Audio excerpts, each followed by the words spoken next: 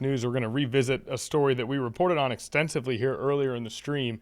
That is a potential agreement with Iran to end the war between the United States and Iran. It's more than potential. It's the reporting that the two sides have reached an initial agreement to end the war and reopen the Strait of Hormuz. It's an agreement that would be signed officially on Friday if everything holds as it does right now. Still details to come out, and now some other lawmakers are beginning to respond, including Virginia Senator Mark Warner on X. Let's hear what the senator says.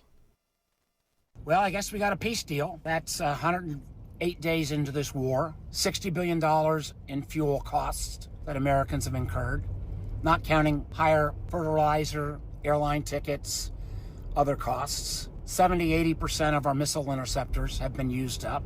Iran still has 60% of its missile capacity. We have no idea when or if or whether we'll actually get the enriched uranium. Their ability to close down the Strait of Hormuz going forward is not tempered. And the regime, in many ways, is more radical and emboldened than before. If this is Donald Trump's version of winning, I don't think we can stand much more winning.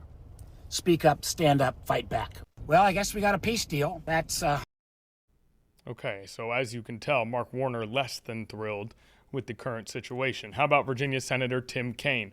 I will try to go over a few portions of the statement that he emailed out this morning responding to this deal. Of course, Kaine is a member of the Senate Armed Services Committee and the Foreign Relations Committee. Quote, I welcome news of progress in talks to end the war between the United States and Iran, which has now passed the 100-day mark. I have the deepest appreciation for the thousands of U.S. service members, including many from Virginia, who remain deployed to the region. While any movement toward ending this war is a positive development, it won't bring back those who lost their lives, nor will it bring gas prices back to pre-war levels.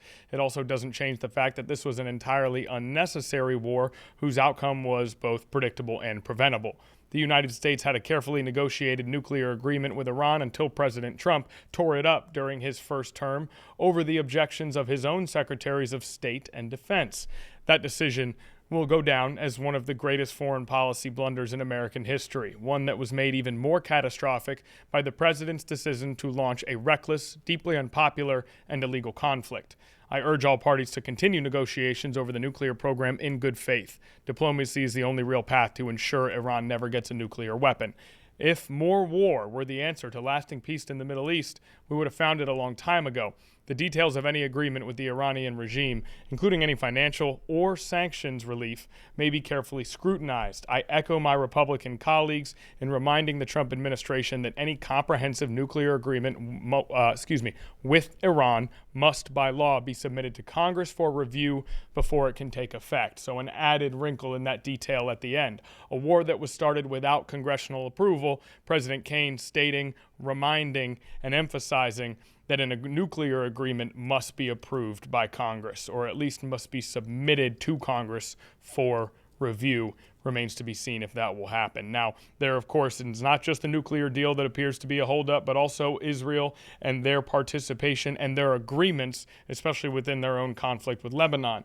We do have Prime Minister Benjamin Netanyahu speaking at the podium right now on one of our live feeds. We're going to take a listen in and see if we can hear a little bit about what's going on in this press conference. והדבר העיקרי שאני יכול להגיד לכם, יש מאמץ מסודר, שיטתי, למזער. Okay, so as you can tell, not in English, that press conference.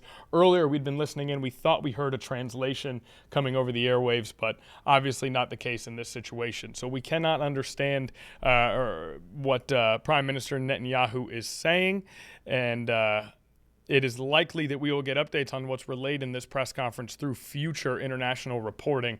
So we still await what the sentiment may be, because the actions of Israel remain under heavy scrutiny as a peace deal is advanced toward. Okay.